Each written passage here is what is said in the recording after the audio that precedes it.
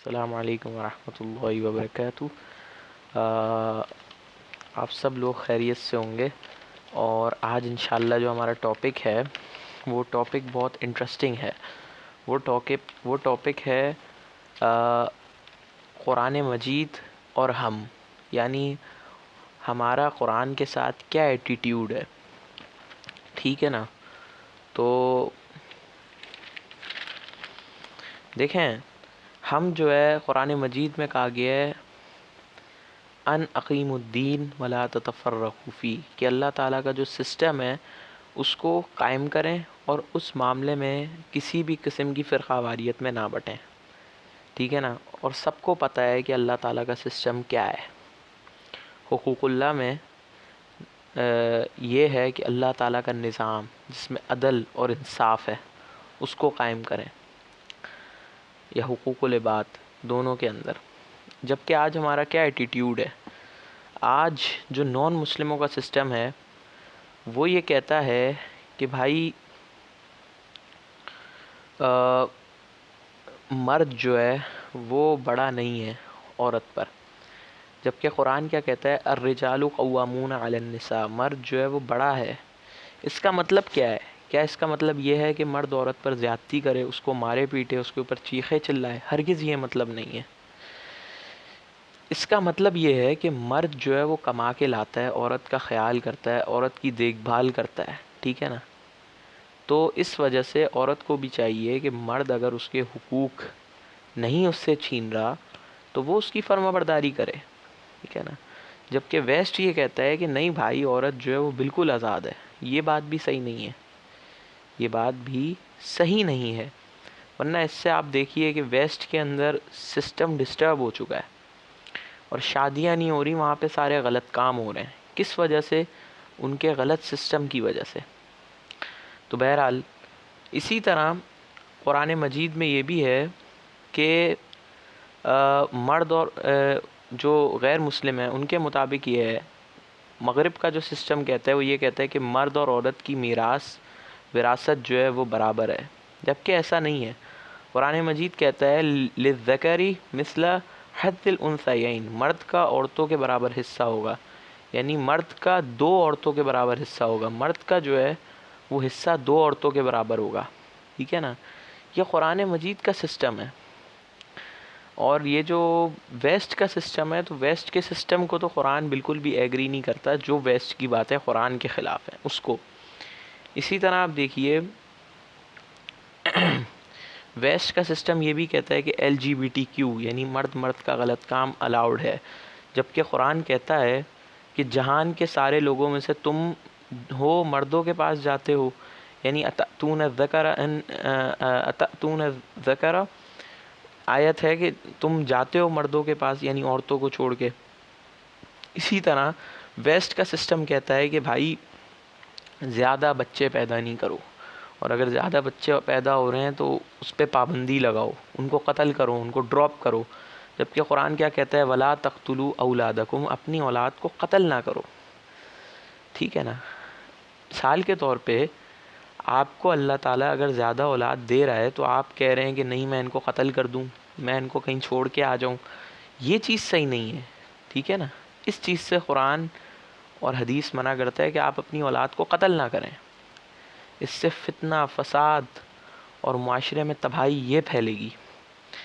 اسی طرح آپ دیکھیے قرآن مجید کہتا ہے وَلَا تَقْرَبُوا الزِّنَا إِنَّهُ كَانَ فَاحِشًا وَسَاءَ سَبِيلًا، زنا کے قریب بھی نہ جاؤ کیونکہ یہ بے حیائی اور برا راستہ ہے۔ اس کے بجائے ویسٹ کا سسٹم کیا کہتا ہے کہ نہیں بھائی زنا کرو، ٹھیک ہے نا؟ ڈیٹس مارو، ریلیشن شپ کرو، ٹھیک ہے نا؟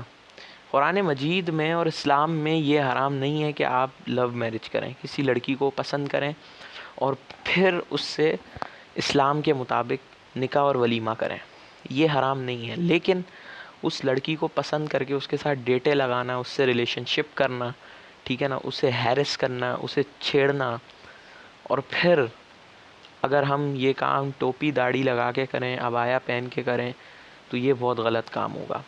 اور اسی کو قرآن کہتا ہے لما تقولون ما لا تفعلون کبر عند اللہ مقتا ان تقولوا علی اللہ ما لا تفعلون، کہ تم وہ کام کرتے یعنی جو تم کہتے ہو وہ کرتے کیوں نہیں ہو. آیت کا مفہوم یہ ہے، سورہ صف کی آیت ہے کہ جو تم کہتے ہو وہ تم کرتے کیوں نہیں ہو. تو یہ چیز ہے، ہمیں جو ہے وہ اللہ تعالیٰ کے مطابق زندگی گزارنی ہے. آج جو ہمارا معاشرہ ہے جو غلط کاموں کی طرف جا رہا ہے، وہ کیوں جا رہا ہے؟ اسی وجہ سے جا رہا ہے. ٹھیک ہے نا، کہ ہم نے اللہ تعالیٰ کو چھوڑ دیا ہے، ہم نے قرآن کو سمجھنا چھوڑ دیا ہے. قرآن میں کہا گیا ہے کہ وَاعْتَصِمُوا بِحَبْلِ اللَّهِ جَمِيعًا وَلَا تَفَرَّقُوا، اللہ تعالیٰ کی رسی کو، قرآن کو تھام لو اور فرقوں میں نہ بٹو. ہم فرقوں میں بڑھ گئے، کوئی بریلوی ہے، کوئی دیوبندی ہے، کوئی اہل حدیث ہے، ٹھیک ہے نا، کوئی کچھ ہے، کوئی کچھ ہے.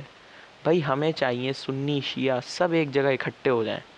بھائی سب مسلمانوں کے نزدیک جھوٹ بولنا حرام ہے، رشوت لینا حرام ہے، سود کھانا حرام ہے، بے پردگی غلط بات ہے، ٹھیک ہے نا، چوری غلط ہے، اسی طرح زنا غلط ہے، اسی طرح یہ مرد کا غلط کام غلط ہے.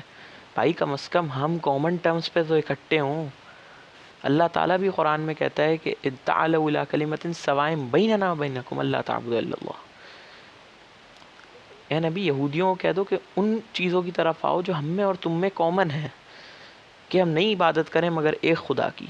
تو بھائی ہم مسلمانوں میں کامن کیا ہے؟ ہم مسلمانوں میں سنی شیعہ سب مسلمان ہیں، ان کے اندر کامن کیا ہے؟ کہ جھوٹ نہ بولو، رشوت نہ لو، سود نہ کھاؤ، چوریاں نہ کرو، زنا نہ کرو، عورتوں کے ساتھ نکاح کرو، شادی کرو، ولیمہ کرو، ٹھیک ہے نا، غلط کام نہ کرو، مرد کا غلط کام ختم کرو، ٹھیک ہے نا، زمینوں پہ قبضے نہ کرو، ٹھیک ہے.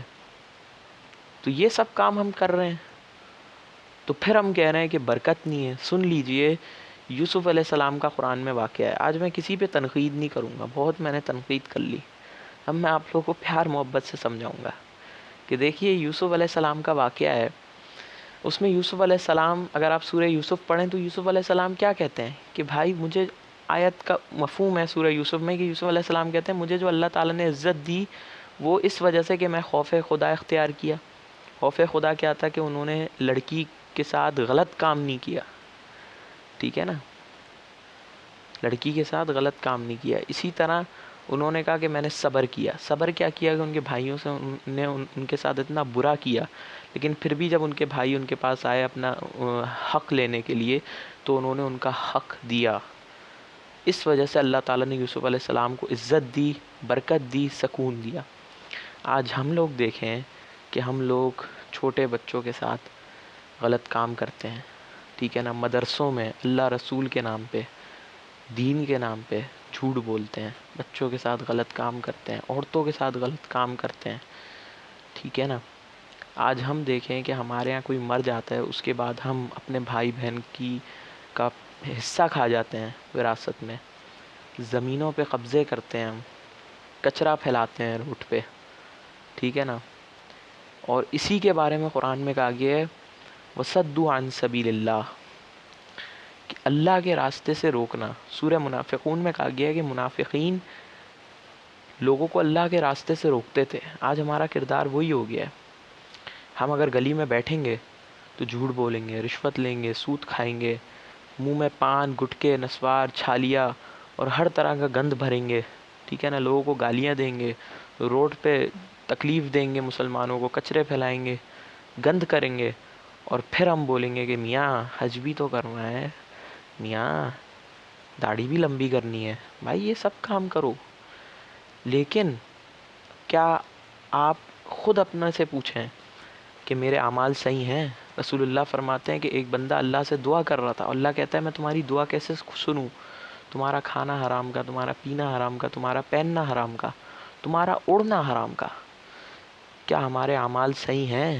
کیا ہم اللہ کے ساتھ وہ ہیں، کیا کہتے ہیں اس کو، سنسیئر ہیں خدا کے ساتھ؟ کیا ہم اس کے بندوں کے ساتھ سنسیئر ہیں؟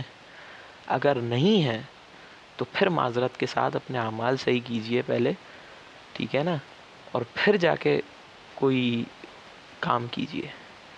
تو بس اللہ تعالیٰ سے یہی دعا کروں گا میں کہ ہمیں چاہیے ہم اپنے اعمال پہلے صحیح کریں، اس کے بعد نیکی کے کام کریں، نماز، روزہ، حج، زکوٰۃ، تاکہ اللہ قبول کرے، ٹھیک ہے نا. ورنہ وہی ہوگا جو آج مسلمانوں کے ساتھ ہو رہا ہے دنیا بھر میں. تو اللہ تعالیٰ سے دعا ہے عمل کی توفیق عطا فرمائے، اور کوئی غلطی ہو گئی ہے تو مجھے معاف کرے.